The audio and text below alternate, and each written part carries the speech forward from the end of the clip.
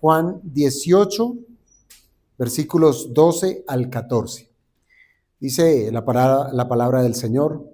Entonces la compañía de soldados, el tribuno y los alguaciles de los judíos prendieron a Jesús y le ataron y le llevaron primeramente a Anás, porque era suegro de Caifás, que era sumo sacerdote aquel año. Era Caifás el que había dado el consejo a los judíos de que convenía que un solo hombre muriese por el pueblo.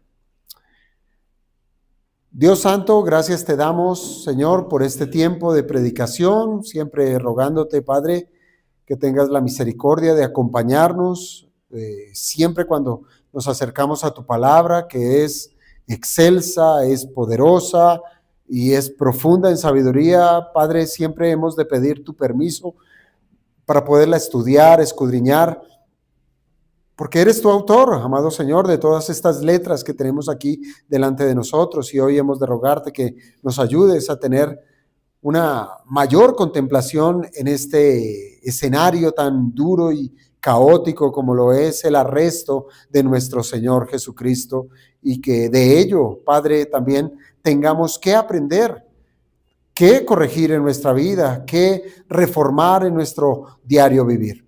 Así es que rogamos, Padre, que nos ayudes en este tiempo y que tu nombre sea glorificado. Oramos en el nombre de Cristo Jesús. Amén. ¿Podemos tomar asiento, hermanos? Muy bien. Hoy continuamos en el escenario del huerto del Getsemaní, ¿verdad? Y estos versículos que nos van a ocupar el día de hoy, los versículos 12 al 14, pues van a funcionar, si usted se da cuenta, van a funcionar como la antesala de lo que va a ser el desarrollo judicial de nuestro Señor Jesucristo, y como lo va a presentar Juan en este evangelio.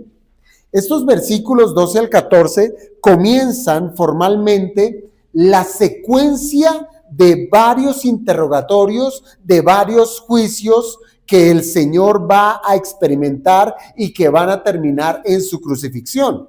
¿Por qué digo que van a haber varios juicios? Porque el Señor, como lo presenta aquí Juan, es presentado ante Anás, va a ser presentado ante Caifás, después va a ser presentado ante todo el Sanedrín, va a ser presentado ante Herodes, va a ser presentado ante Pilato y va a ser llevado a la cruz. Entonces van a haber muchos juicios a los cuales el Señor va a estar siendo interrogado. Pero sin embargo, hermanos, más que un simple registro narrativo, lo que encontramos aquí es que estos 3 versículos nos presentan una realidad, la realidad del corazón humano, una realidad cruda. Nos van a mostrar lo que verdaderamente el hombre es capaz de hacer. ¿Qué hay en el corazón del hombre? Y en el corazón del hombre hay maldad. Hay una maldad que se hace presente sin importar que sea delante de la presencia misma del Hijo de Dios. Y usted dirá, uy, esto es sumamente grave. ¿Cómo una persona va a expresar maldad delante de Jesucristo? Pues es real, no una realidad simplemente histórica, sino una realidad de todos los tiempos. Donde el ser humano está, allí hay un corazón malo, y aunque tenga al Señor Jesucristo al frente, seguirá expresando un corazón perverso. Piensa por un momento. Piense en esos hombres que estaban allí presentes en el Getsemaní. ¿Se acuerdan lo que tratábamos la semana pasada o lo que nos presentó la Escritura? El Señor expresó en ese Getsemaní, expresó su deidad. Él dijo de varias formas, yo soy Dios. El Señor Jesucristo había manifestado su divinidad por medio de su omnisciencia. ¿Se acuerdan? La Escritura nos dice que Él sabía todo lo que le iba a suceder. También en ese Getsemaní el Señor manifestó su omnipotencia. ¿Cuándo? Él manifestó su omnipotencia cuando hizo retroceder y hacer caer por tierra a toda esa compañía de soldados simplemente cuando él declaró su nombre glorioso: yo soy. Y además de eso, esos hombres que estaban allí presenciaron algo más. Y ellos fueron testigos del más poderoso acto de misericordia en aquella noche. Vieron al Señor Jesucristo sanando la oreja de Malco. Entonces, estos hombres fueron realmente testigos de la deidad de Cristo. Ellos vieron al Todopoderoso en el Getsemaní. Ellos fueron testigos tanto en sus palabras como en sus hechos.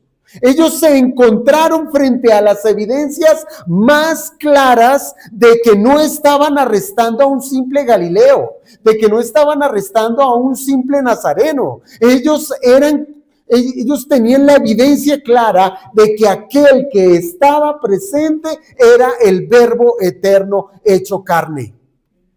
¿Y uno qué esperaría? Que todos cayeran de rodillas y adoraran, ¿verdad?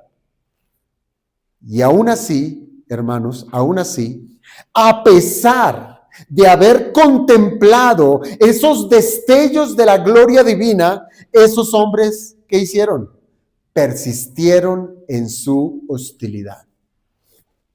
Sí, gravísimo, gravísimo. Pero hoy es igual, hermanos. Hoy es igual. Se abre la escritura, Dios habla poderosamente, Dios muestra su majestad en la salvación, Dios muestra su poder dándonos lo que necesitamos. ¿Y qué hace el hombre? Se repliega en desobediencia. ¿Mostrando qué? Un corazón completamente apático a la verdad de Dios. Piensa, hermanos, nuestro mundo caído, en este mundo en el cual nos movemos, todos los seres humanos disfrutamos diariamente de la paciencia de Dios. Hasta el más impío disfruta de la paciencia. Todo este mundo participa de la gracia común. Y aún este mundo caído, los más impíos pueden llegar a ser testigos del milagro más maravilloso sobre esta tierra. ¿Sabe cuál es el milagro más maravilloso sobre esta tierra que una persona pueda llegar a presenciar? La salvación de un hombre. Y lo ven. Y el pecador ve cómo los hombres son transformados por Dios, cómo Dios los cambia, cómo Dios los hace nuevas criaturas, cuando transforma a esas personas que antes eran esclavas del pecado y ahora no lo son. ¿Y qué ocurre? Que en lugar de darle gloria a Dios, muchos lo que hacen es apretar sus dientes con más rabia. Lo hacen con más rechazo. Siguen viviendo en un mundo que no es el suyo. Siguen beneficiándose de recursos que no les pertenecen y siguen respirando aún el aire que Dios les da. ¿Y qué hacen? Se rebelan contra aquel que les permite vivir. Ese es el corazón del hombre, hermanos. Ahora, esto no nos debe sorprender cuando hablamos de un impío. Uno dice, pues, un impío es malo, es perverso, es un ladrón, es un asesino, qué sé yo. Eso no nos sorprende. Pero la pregunta inquietante es, ¿podría algo semejante ocurrir con quienes se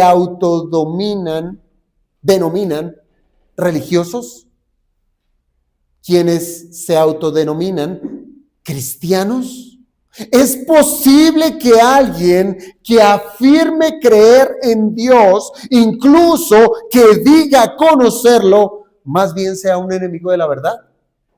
Uno lo piensa y diría, esto parece contradictorio. Pensar en un religioso enemigo de Dios pareciera contradictorio, pero hermanos, lo que acabamos de leer en estos 3 versículos nos demuestran que esa es la terrible realidad de los hombres.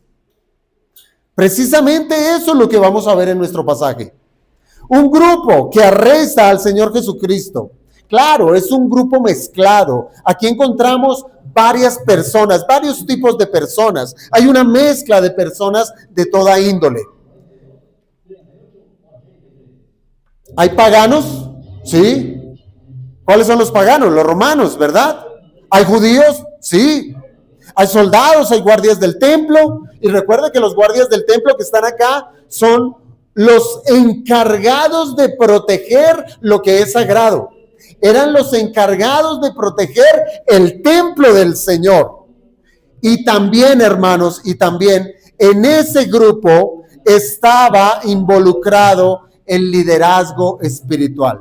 Sí, había una mezcla entre impíos y personas religiosas, pero allí también había la crema innata de la religión judía, el liderazgo espiritual, que recaía en dos hombres, Anás y Caifás, ¿sí? Eran las figuras más altas de la religión judía, Anás y Caifás. Por eso, hermanos, el relato que tenemos hoy por delante es contundente. ¿Por qué? Porque aquí se nos muestra que el más religioso, el más habituado a las cosas sagradas, puede encontrarse a la misma estatura moral del más impío de los impíos. ¿Religioso? Sí. ¿Guardián de la verdad? Sí. ¿Era quien administraba las cosas del templo? Sí. Pero está al mismo nivel que los impíos. Hermanos, este cuadro inicial nos enseña que la corrupción del corazón humano no respeta cargos. La corrupción del corazón humano no respeta tradiciones, no respeta religiosidad, no lo hace. El hombre es malo. El hombre es pecador. Y aunque los hombres se lleguen a confabular, esto es otra cosa que nos va a enseñar el texto. Aunque el hombre se pueda confabular, ya sea desde lo político, ya sea desde lo religioso, nunca, escuche bien, nunca podrán resistir ni nunca podrán frustrar el plan soberano de Dios. Nunca. Por más alto que sea su cargo, por más líderes de líderes que pudieran llegar a ser, nunca van a poder hacerle contrapeso al decreto de Dios. Por eso, hermanos, detrás de todas esas maniobras perversas que Juan nos va a empezar a desarrollar de aquí en adelante, pues el Padre es presentado como aquel que guía meticulosamente cada paso que va a llevar al Hijo de Dios, al Cordero de Dios, al sacrificio que desde la eternidad Él había decretado para salvar a su pueblo. Nada va a fallar, todo se va a cumplir. Así es que, hermanos, permítame demostrarles en esta mañana que por más religiosos que pudieran ser los hombres, si no son regenerados, son enemigos de Dios. Pueden tener toda la parafernalia de un religioso, pero si no ha sido regenerado, es un enemigo de Dios. Y aunque se lleguen a confabular para contrarrestar la obra de Dios, hermanos, son simplemente instrumentos en las manos de aquel Dios que va a obrar todo para su gloria. Y voy a desarrollar este pasaje en 3 puntos, siendo el primero, amados hermanos, precisamente ese, el de las alianzas pecaminosas. Alianzas pecaminosas. Hoy en día nos sorprendemos de cómo los hombres se confabulan para hacer el mal. Y más aún en esas altas esferas de gobierno, en esas altas esferas de poder. Y uno dice, un simple ciudadano, ¿qué va a hacer en contra de semejante maquinaria?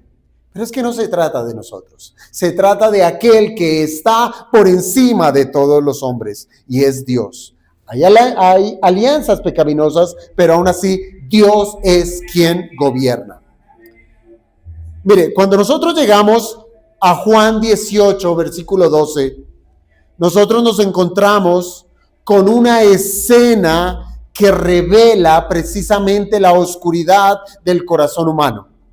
Juan, ¿qué nos dice en el versículo 12? Allí nos dice que la compañía de soldados, el tribuno y los alguaciles judíos vinieron a apresar al Señor. Prácticamente nos está diciendo, hay un grupo de personas y los clasifica de una manera muy meticulosa.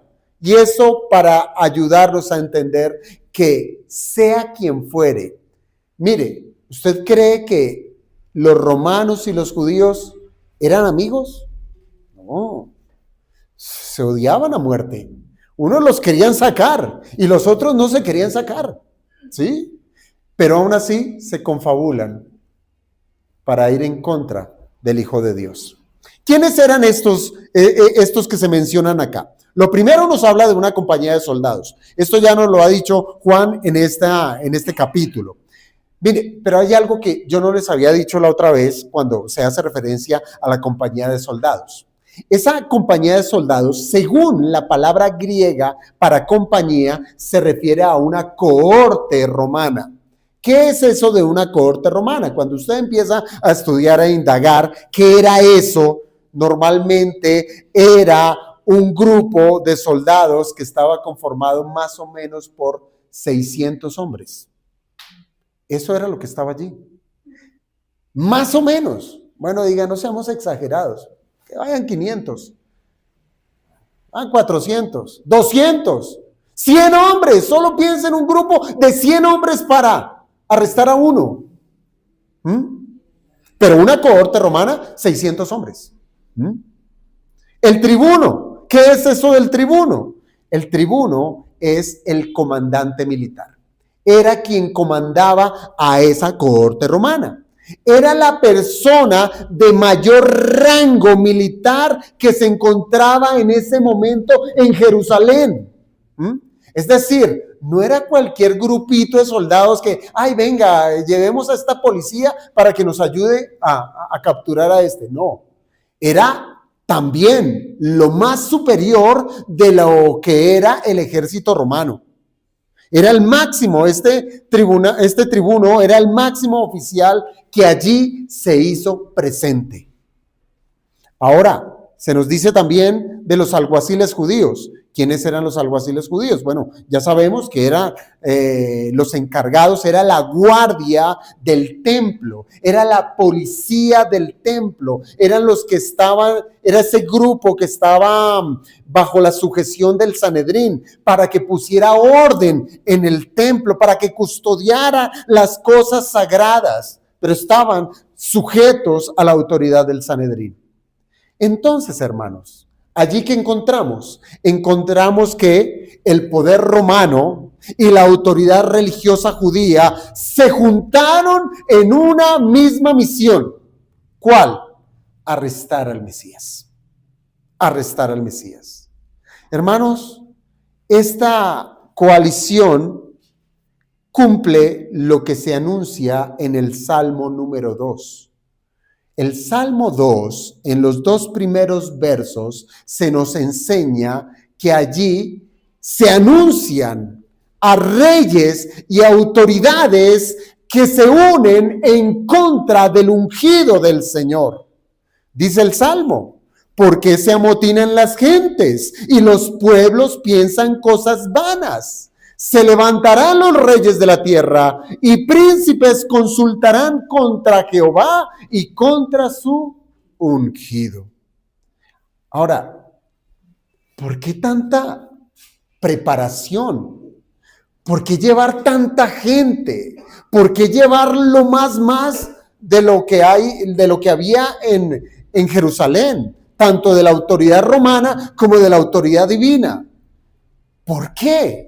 Pues si usted ha seguido todo lo que nos ha enseñado Juan respecto a la presencia de Cristo en Jerusalén, las veces que él subió a Jerusalén, usted se acordará que en otras ocasiones ellos no habían podido detener a Jesús.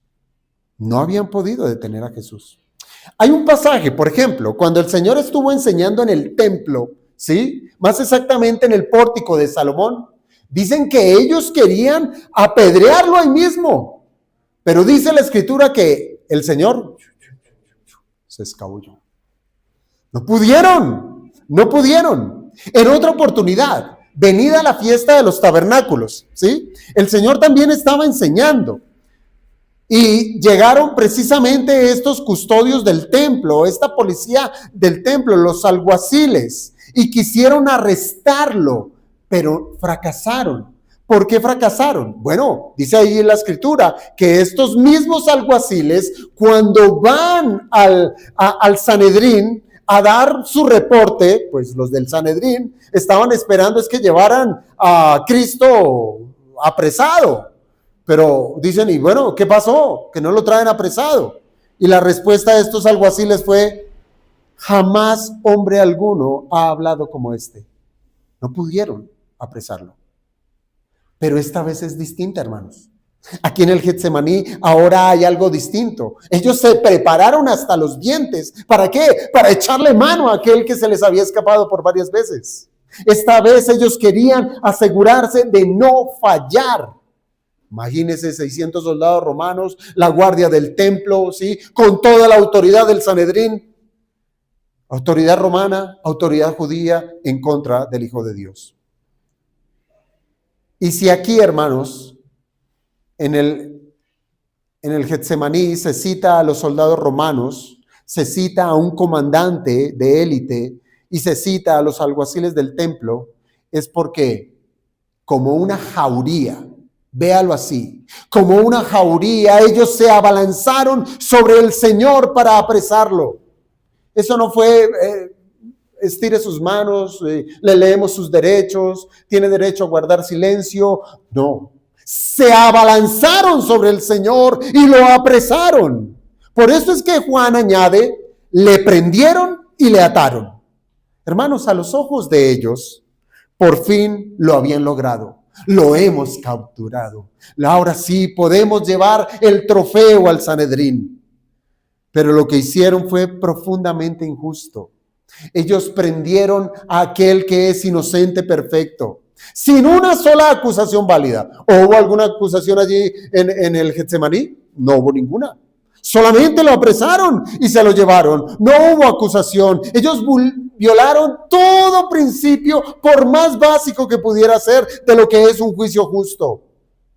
Ellos no tuvieron en cuenta lo que dice la Escritura, la Torá, no tuvieron en cuenta lo que el Sanedrín tenía para poder llevar a cabo un juicio justo. No hubo testigos legítimos, no hubo procedimientos legales. Ellos actuaron como si se tratara de un criminal peligroso. ¿Y sabe qué es lo más impactante? Dice la Escritura que lo ataron, le ataron las manos. ¿Se ha puesto a pensar en ello? Le ataron las manos, manos que solo hicieron el bien, manos que sanaron enfermos, manos que levantaron paralíticos, manos que dieron vista a los ciegos, manos que multiplicaron alimentos, manos que consolaron a los afligidos, manos que tocaron a los leprosos y fueron limpios, manos que bendijeron a niños, manos que levantaron muertos. Esas manos en esa noche fueron atadas.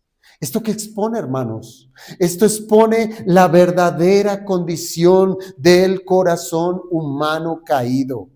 Aún delante de la bondad perfecta, aún delante de aquel que es capaz de sanar la oreja de un hombre, y todos fueron testigos, aún aunque ellos fueron arrojados a tierra con el poder de la voz de Cristo, ellos endurecieron su corazón. Ellos odiaron la verdad. Ellos no sintieron vergüenza en oponerse a aquel que es Dios. Hermanos, usted dirá, pobre de ellos. Y gracias a Dios, esto quedó allí, registrado en Juan 18. Es decir, eso quedó en la historia. Pero hermanos, esa misma dinámica ocurre hoy en día. Ocurre hoy en día. ¿Sí? Hay alianzas. Las naciones y las culturas contemporáneas se confabulan para silenciar, para acallar y para maniatar todo vestigio de la verdad. Hermanos, los hombres que buscan, los hombres buscan, el hombre caído que busca la bendición de papá Estado, ¿cierto? Allí lo tenemos, buscan la bendición de papá Estado, buscan la bendición de la mamá cultura. Y así, hermanos, ¿qué es lo que procuran? Atar a Dios. Procuran atar a Dios. ¿Cómo logran estas alianzas contra la verdad? Bueno, hermanos, hoy lo podemos ver de manera clara en varios ejemplos. Piense, por ejemplo, en los sistemas educativos, ¿sí? La educación, los colegios. Hoy los sistemas educativos, ¿qué hacen? Han excluido, han sacado la Biblia de las aulas. Ya no se lee la Biblia, ya no se ora. Por el contrario, desde las aulas se ridiculiza la fe cristiana y lo ven como un atraso que no deja progresar. Piensa en otro ejemplo, medios de comunicación y el entretenimiento. Estos elementos se unen para promover valores que son contrarios al evangelio. Mire, tanto los medios de comunicación, películas, series, cine, obras de teatro, ¿sabe qué es lo que hacen? Ellos promueven la normalización del pecado. Y incluso, hermanos, ustedes pueden ver una serie que dirán, pero no tiene nada de malo. Tiene que ver con una familia, papá, mamá, hijos, y es graciosa, no hay lío. Pero si usted lo mira con un ojo agudo, en esas series, ¿quién es el tonto de la serie? El papá. ¿Quién es la anticuada de la casa? La mamá. Anticuada porque está en una casa, porque cuida hijos, ¿sí? ¿Quién es el valiente? ¿Quién es el que merece todos los créditos? El hijo. El hijo.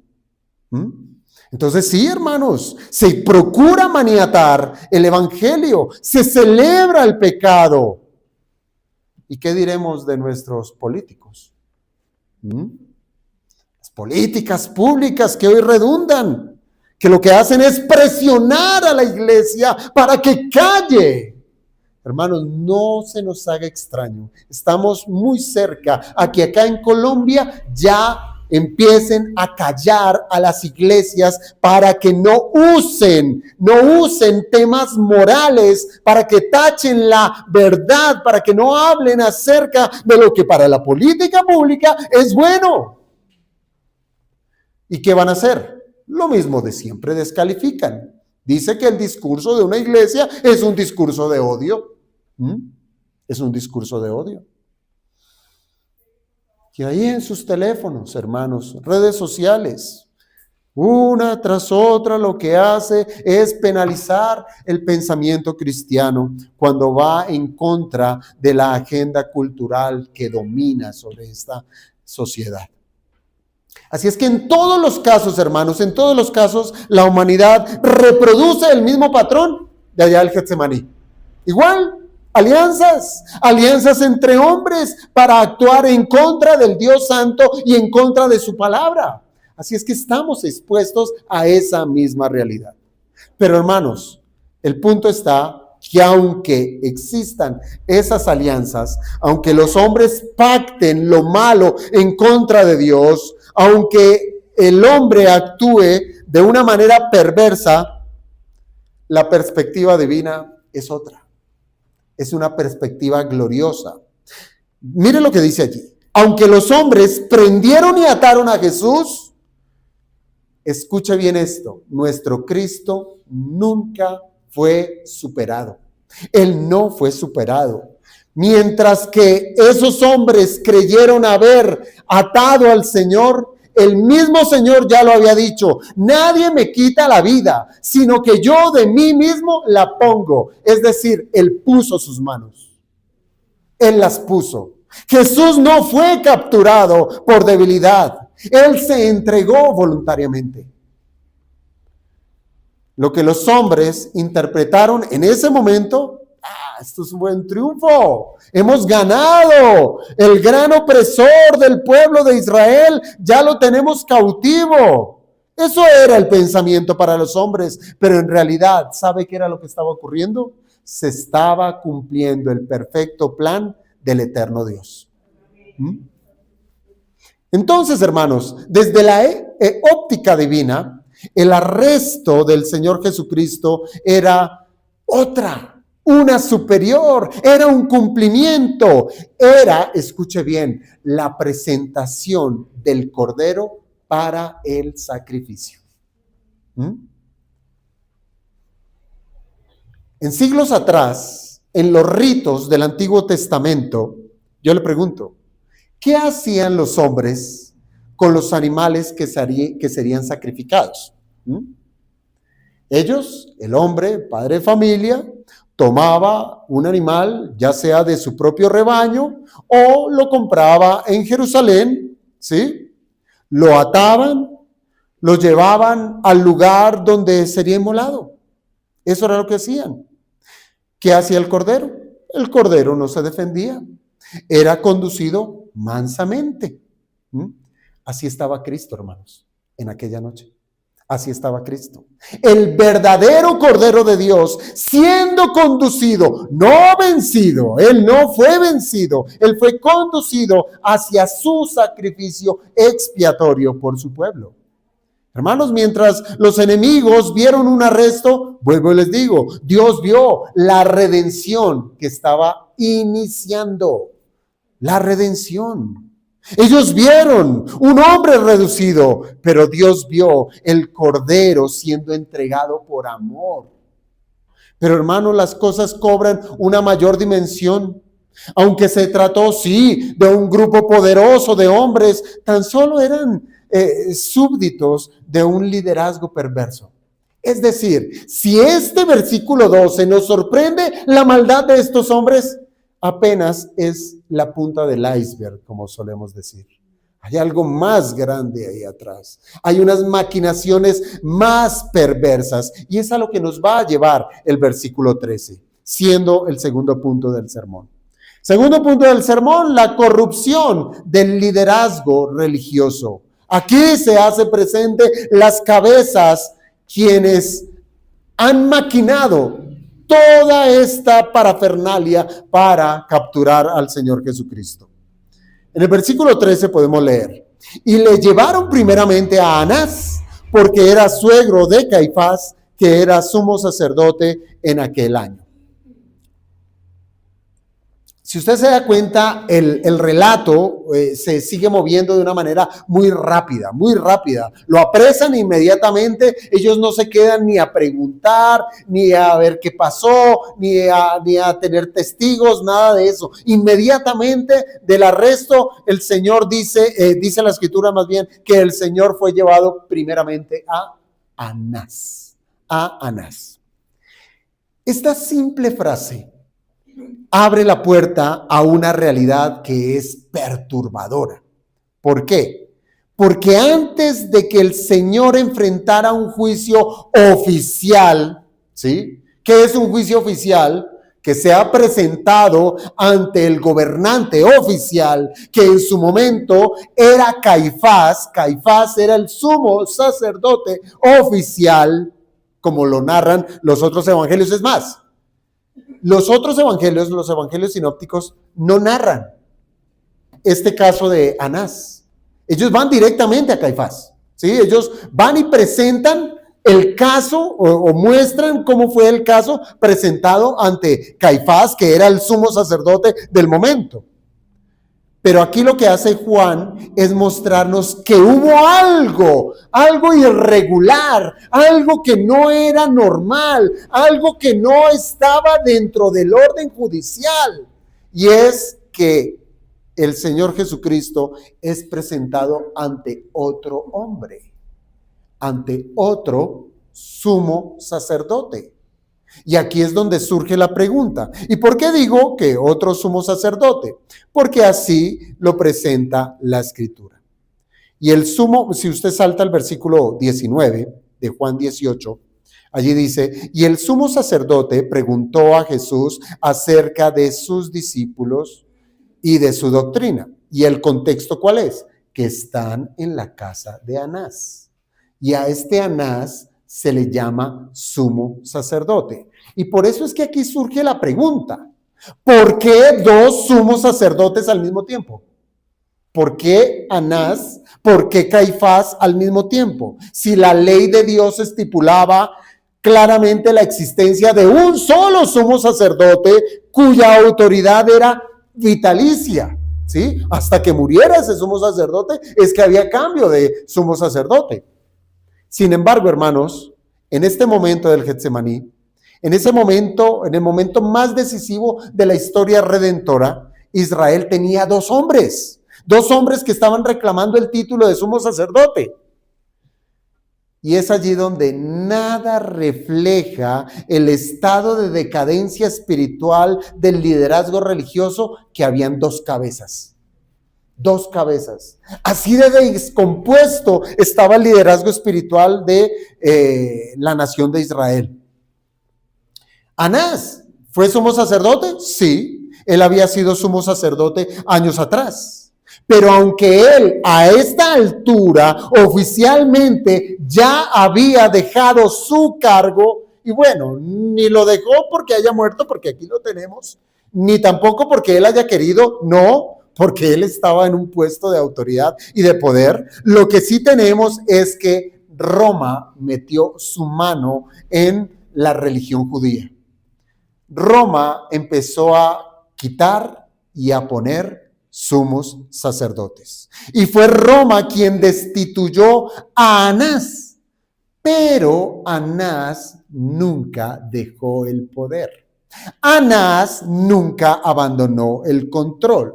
Es como lo podemos decir en nuestros tiempos. Él empezó a gobernar en cuerpo ajeno.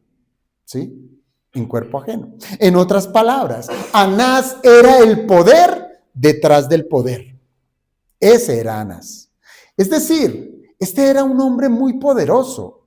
La influencia era tan profunda, que los hijos de Anás, cuando menos dice la historia, que 5 hijos de Anás, y ahora incluyendo a su yerno Caifás, ocuparon el cargo después de él. Él nunca soltó el poder. Aunque Roma era el que ponía, allí estaba Anás moviéndose. Caifás era el oficial. Anás era el que estaba detrás manejando todos los hilos. Aunque Caifás era la figura oficial, Anás era quien movía los hilos. Ahora, además de eso, hermanos, bajo su autoridad, bajo la autoridad de Anás, había todo un sistema corrupto. Él era quien gobernaba a los cambistas del templo, ¿sí? A los cambistas, los que cambiaban las monedas, a los que vendían los animales en el templo. Él era el que tenía ese negocio, ¿sí? Él tenía todo un sistema corrupto que transformó la casa de adoración de Dios en un negocio ilícito. Anás, el que debía ser guardián de lo santo, el sumo sacerdote, se había convertido en el custodio de un imperio económico disfrazado de piedad. Jesús mismo, hermanos, Jesús mismo denunció este comercio llamándolo una cueva de ladrones. Por eso, hermanos, no es extraño que la primera estación de este juicio injusto a nuestro Señor Jesucristo fuese la casa de Anás. No es extraño. Nada en la vida religiosa de la nación de Israel se movía sin la aprobación de Anás. Todo tenía que pasar por su presencia. Así es que, hermanos, este traslado inicial a la casa de Anás revela que el proceso que le iban a seguir al Señor Jesucristo estaba torcido hasta la raíz. O bueno, desde la cabeza más bien. Estaba torcido, estaba mal. No llevan a Jesús ante el sumo sacerdote en funciones, Caifás. Lo llevan ante quien podía coordinar mejor la trama, el que sí sabía cómo es que se mueven los hilos del poder, manipular el procedimiento, preparar toda la acusación. Él sí era un viejo zorro, era un viejo audaz, que sabía cómo manipular todo para acusar al Señor Jesucristo. Por eso, esta gente que apresa al Señor Jesucristo no buscaba justicia, no. Ellos estaban buscando era tiempo. Ellos no querían examinar la verdad, no. Ellos querían construir un caso que justificara la sentencia que ya había sido decidida tiempo atrás. Ellos ya habían decidido matar al Señor. ¿Se acuerdan cuando les dije que en la fiesta de los tabernáculos quisieron apresar al Señor y que los alguaciles dijeron, jamás nunca habíamos escuchado hablar a alguien con tal poder? ¿Sí? Allí, Caifás, ¿qué dijo? ¿Sí? Él dijo lo que tenemos aquí en el versículo 14. Es necesario que un hombre muera. Ellos ya habían tomado la determinación de matar al Señor Jesucristo. Por eso es que desde aquí ya hay un juicio amañado. Anás, lo que representa aquí, hermanos, es a toda la religión, el poder máximo, habiendo perdido su integridad. Opera más como una estructura de poder que como un instrumento para honrar a Dios. Pero aquí hay algo más profundo, porque una cosa es lo que vemos desde allí, de lo que está ocurriendo históricamente, pero hay algo más profundo.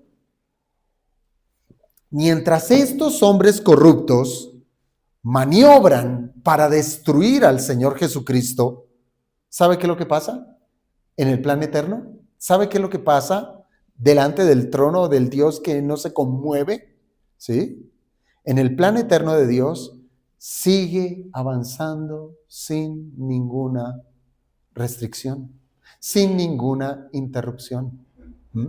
Y claro, todo es caótico aquí en la tierra, pero delante de la presencia de Dios, no.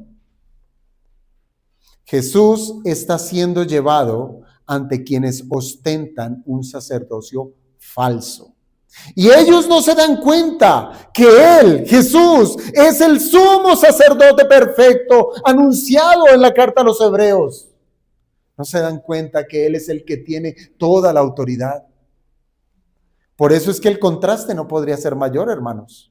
Los sacerdotes terrenales, por un lado, amantes del poder, amantes del dinero, están frente a aquel que es toda autoridad, aquel que es santo, que es inocente y que es sin mancha. Mire ese contraste, lo santo con lo profano,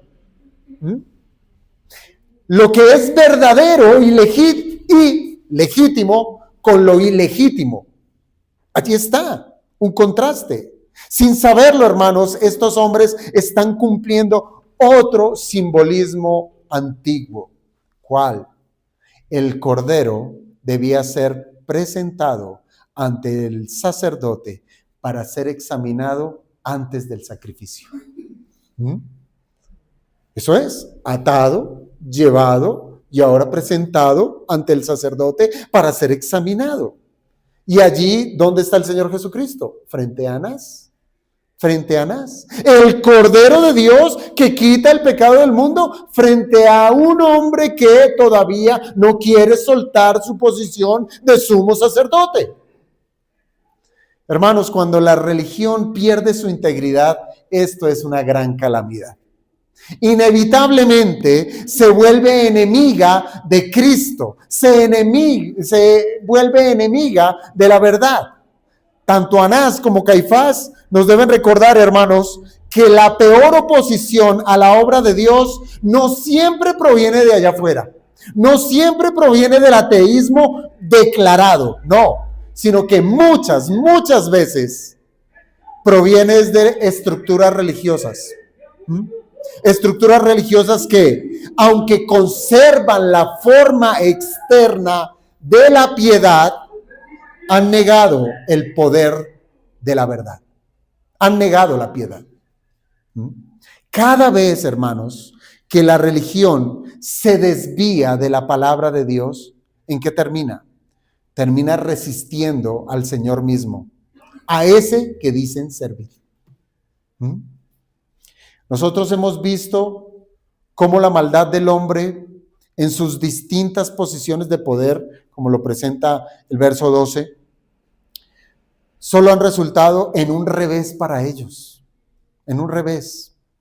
Pues el decreto de Dios siempre se cumple. Y es así, amados hermanos, como Juan nos recuerda ahora en el verso 14, que incluso ahora un consejo de un líder religioso, un consejo impío, ahora en las manos de Dios, ¿saben qué se convierte?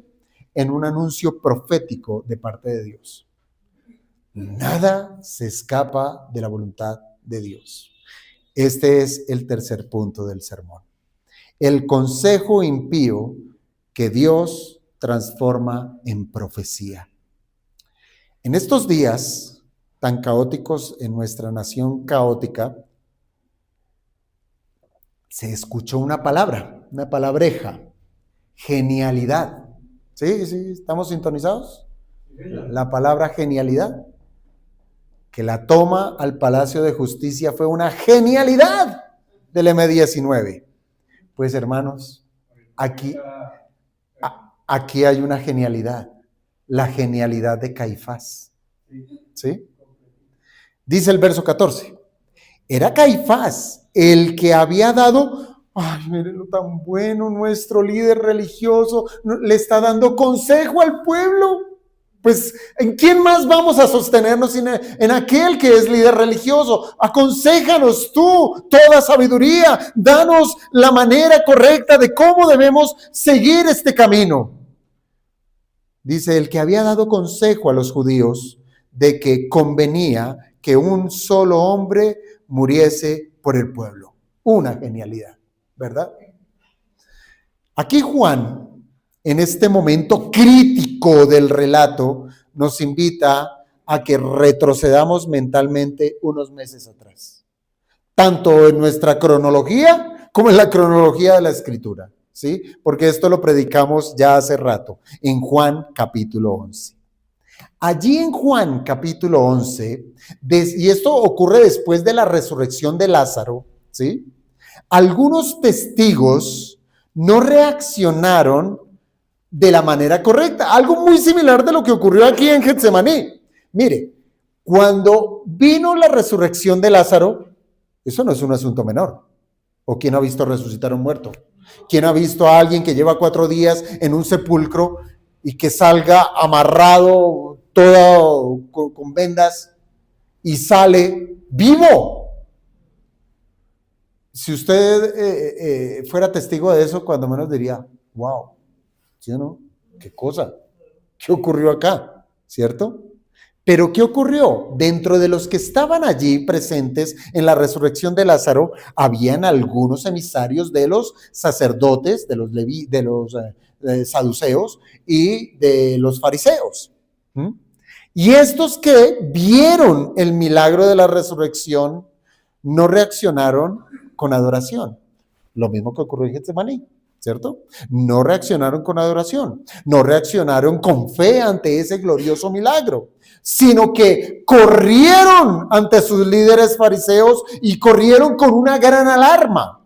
Ellos estaban realmente preocupados, pero no estaban preocupados por su estado espiritual. Es decir, ¡ay, el Mesías! Y nosotros pecadores. No. Ellos no preguntaron ni, ¿será que Él, así como levanta un muerto, podrá salvarnos de nuestra condenación de pecado? No.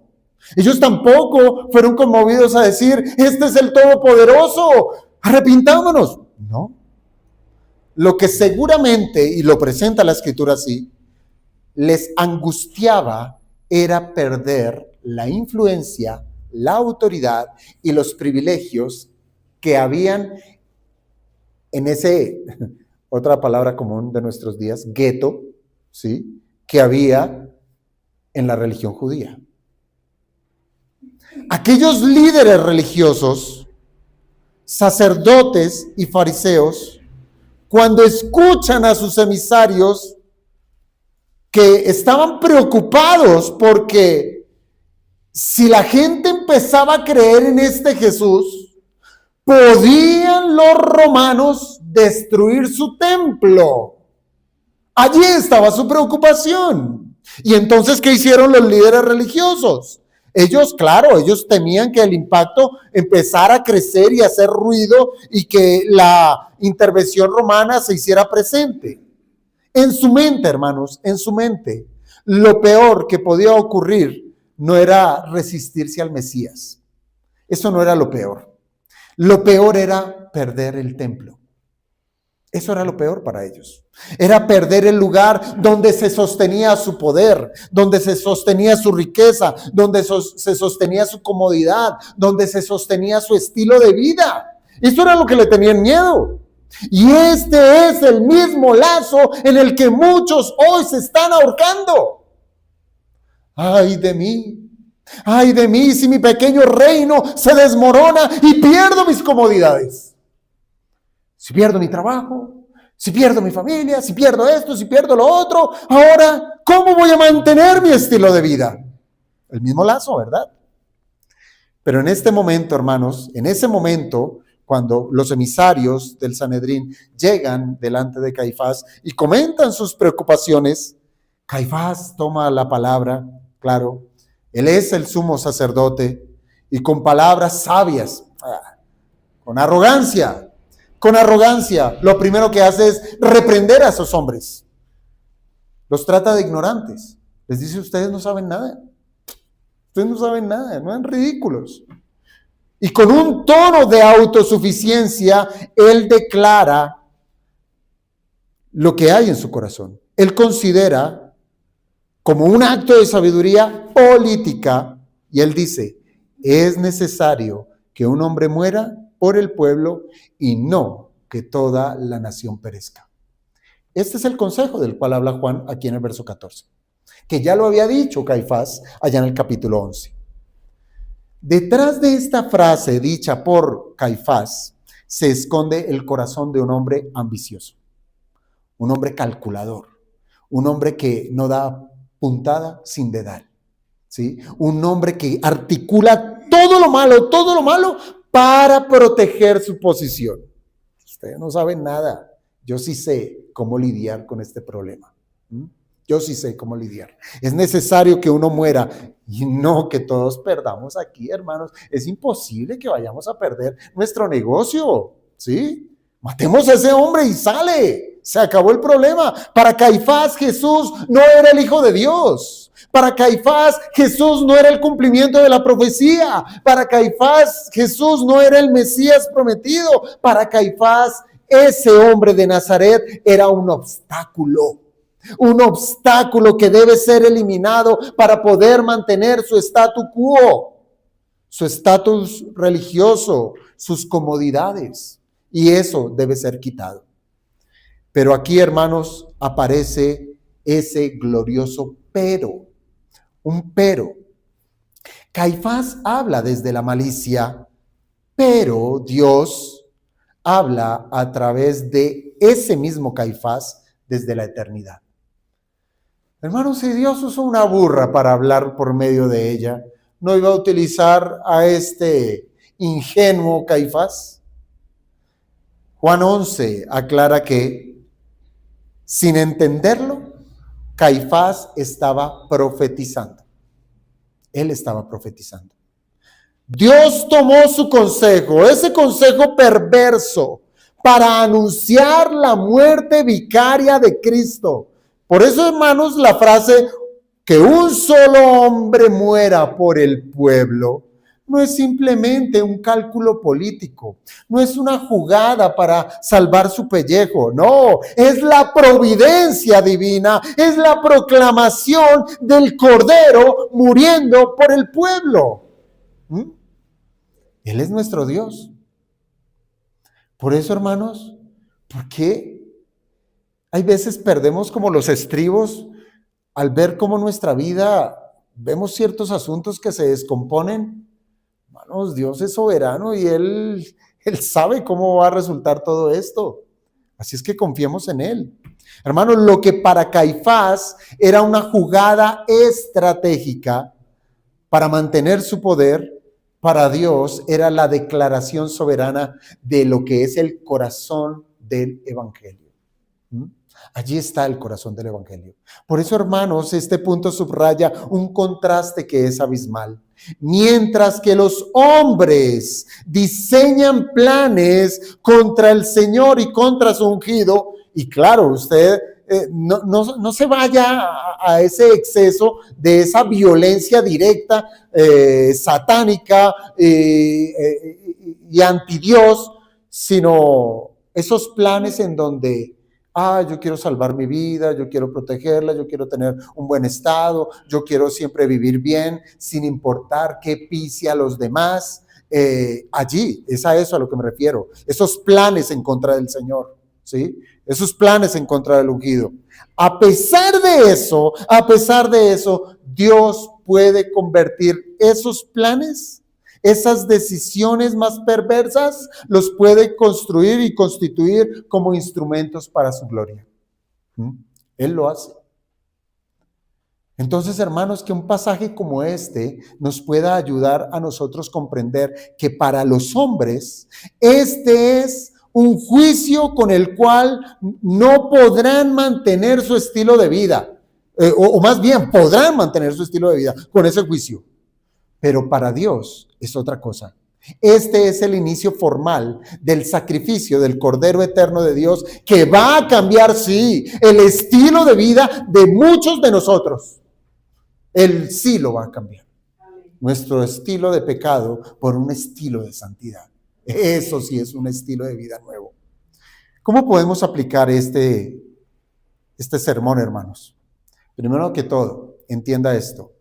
Aunque los hombres intenten frenar la verdad, Cristo sigue cumpliendo soberanamente su obra, convirtiendo aún lo que es derrota en victoria. Mire, del lado del hombre, piense esto, nosotros vemos la irracionalidad del pecado, ¿cierto? Vemos hombres que se organizan, hombres que se arman, hombres que se alían para destruir la verdad, como si pudieran detener la voluntad del Todopoderoso. Por eso es que escuchamos muchas veces, ¿y por qué el impío prospera? ¿Sí? ¿Y por qué el impío sí puede ir a descansar? ¿Por qué el impío, mire cómo le va de bien? ¿Sí? Eso es el plan del impío. Pero del lado divino, nosotros vemos la gracia soberana. Cristo caminando de manera decisiva al sacrificio para salvar a su pueblo. Nada ni nadie va a poder frustrar los propósitos de Dios, nada. Hermanos, hoy también ocurre esto. Los enemigos del evangelio parecen triunfar, parecen. La cultura pareciera atar la voz de Cristo, ¿sí? Mire, hoy esta gran vitrina que es el mundo nos puede embelezar de todas las maneras posibles, de todos los gustos. Usted va a un centro comercial y para todos los gustos hay, ¿sí? Usted puede ir, a usted no le interesa la ropa, pero mire, por acá sí tenemos público para la ropa. Usted puede ir y no le gustarán las herramientas, pero para este lado sí hay. A usted no le gustan los carros, pero por aquí también hay. El mundo es así, ¿sí? Para todos hay entretenimiento, ¿sí? Y entretenimiento que va a procurar, y eso es satánico realmente, va a procurar distraer al hombre de las verdaderas cosas de Dios. Siempre habrá algo para el domingo, hermanos. Algo para el domingo, el descanso, la fiesta, el cumpleaños, una cantidad de cosas, distrayendo al hombre de las cosas que son reales. La cultura parece atar la voz de Cristo. Las instituciones intentarán amordazar su palabra y muchos van a celebrar la aparente victoria del error.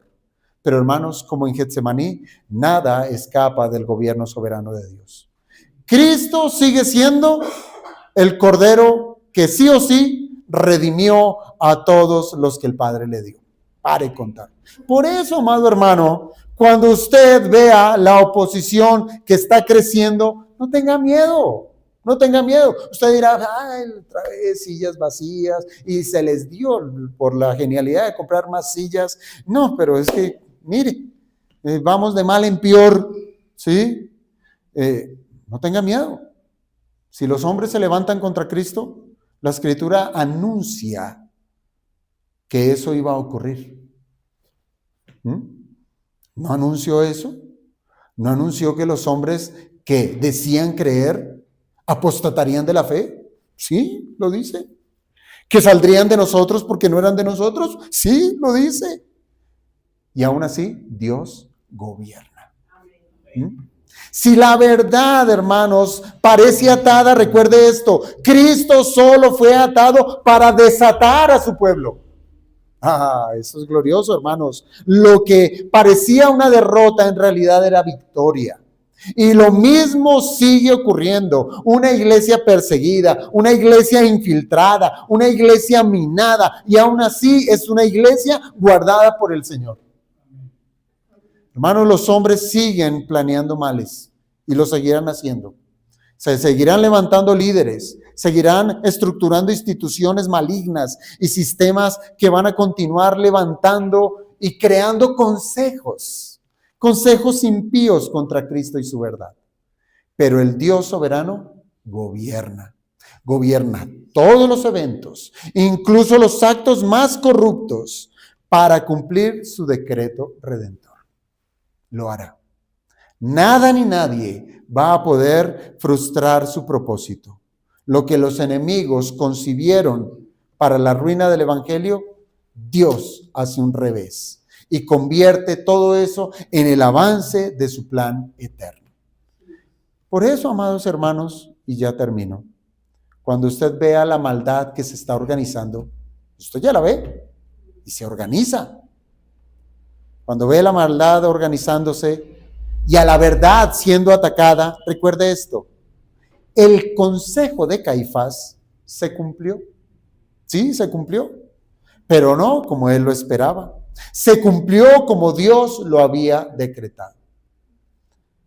¿Sabe qué pasó? Él gozó, sí, mató al Cristo, lo quitó de su camino. ¿Año qué? 33, 34, 35, qué sé yo. Caifás y Anás siguieron gozando, mire, no lo quitamos de encima. Tenemos templo, tenemos el negocito allá en el templo, vendemos, compramos, hacemos. Pero el año 70, el Señor les quitó todo. Les quitó todo.